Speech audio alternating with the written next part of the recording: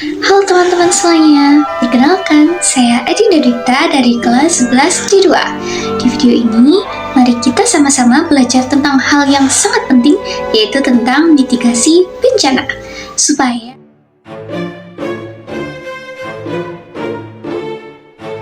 Supaya kita lebih siap untuk menghadapi bencana.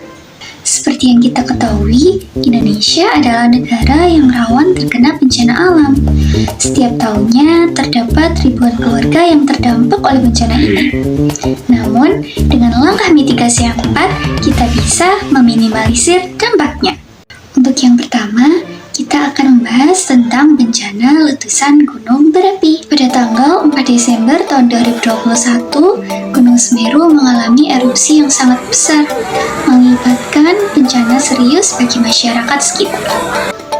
Erupsi ini memuntahkan awan panas dan lahar dingin, menyebabkan banyak sekali ribuan bangunan yang hancur. Hal ini mengakibatkan banyak sekali kematian pada hewan ternak dan juga memaksa untuk warga sekitar mengungsi. Gunung Semeru meletus karena adanya tekanan dari magma yang terbentuk akibat pergerakan lempeng bumi. Magma yang naik ke permukaan membawa gas-gas yang sangat panas. Ketika tekanan terlalu besar, maka akan terjadilah letusan. Oh iya, faktor alam seperti hujan deras juga bisa memperparah kondisi loh. Seperti halnya bisa mengakibatkan tanah longsor dan juga lahar dingin. Dampak dari bencana ini mengakibatkan banyak sekali korban jiwa. Sebanyak 54 orang meninggal dan juga 6 orang menghilang. Bencana ini juga menyebabkan kerusakan infrastruktur. Tercatat 1027 rumah rusak dan kerusakan terparah terjadi di Desa Sumberwulu dan juga Sepiturang.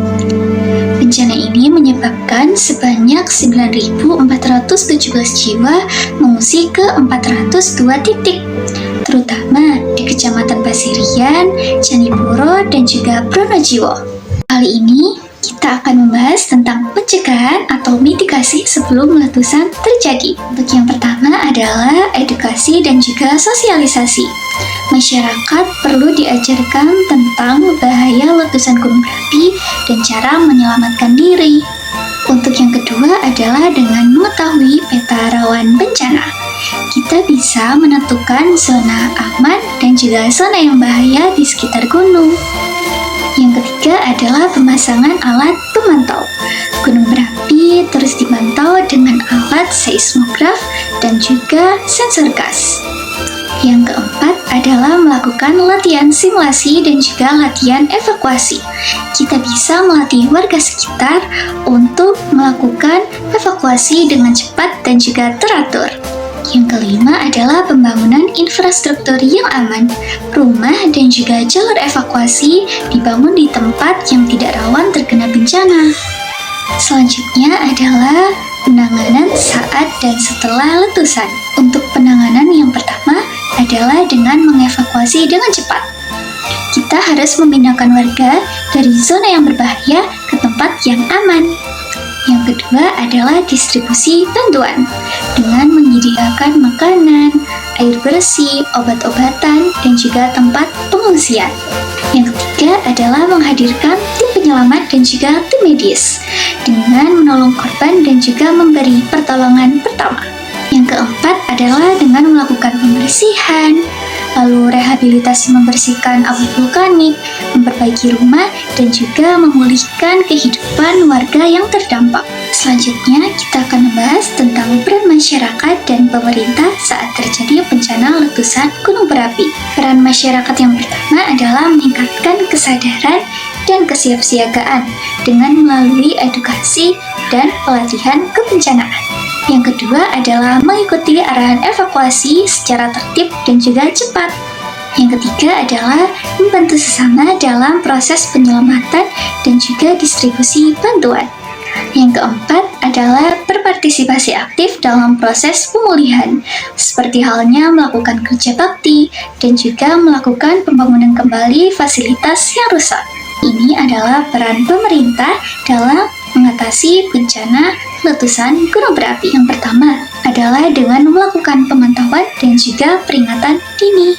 Yang kedua adalah menyiapkan rencana tanggap darurat, termasuk jalur evakuasi dan juga tempat pengungsian.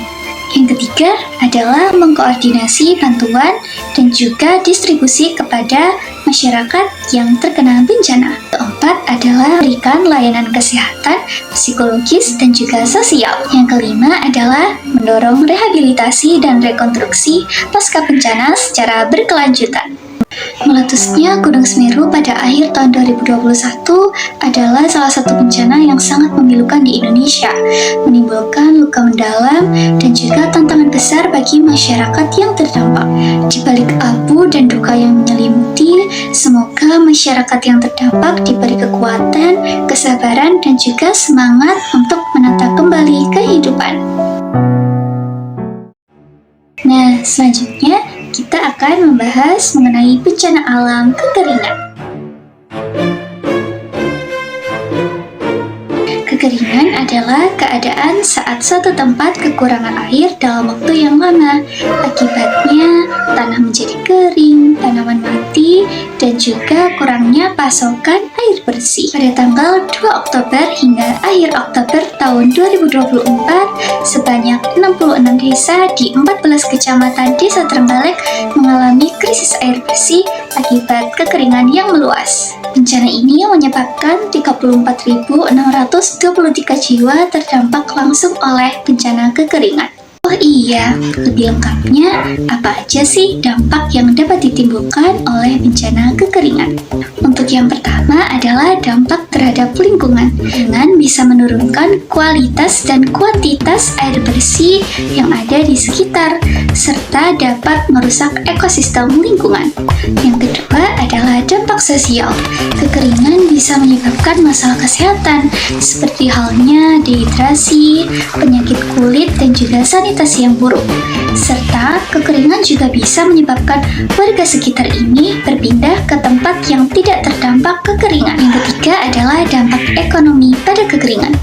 Kekeringan bisa menyebabkan gagal panen, sehingga membuat harga pangan ini menjadi naik. Selanjutnya, kita akan membahas penanganan dan pencegahan agar bencana kekeringan tidak kembali terulang. Yang pertama adalah dengan melakukan penanaman pohon, karena hutan dapat menyimpan air dan juga menjaga kelembapan tanah. Kedua adalah menghemat air, jadi gunakan air seperlunya ya. Yang ketiga adalah membuat sumur resapan untuk menyimpan air hujan saat musim hujan. Dan yang keempat adalah mengelola pertanian dengan bijak, dengan cara memilih irigasi yang hemat air. Yang kelima adalah edukasi masyarakat, dengan cara meningkatkan kesadaran akan pentingnya air dan juga lingkungan. Selanjutnya adalah peran masyarakat dan juga pemerintah dalam menghadapi bencana kekeringan. Untuk peran masyarakat yaitu dengan menghemat air, menanam pohon, membuat sumur resapan, dan juga mengikuti kegiatan edukasi dan juga gotong royong untuk menjaga sumber air.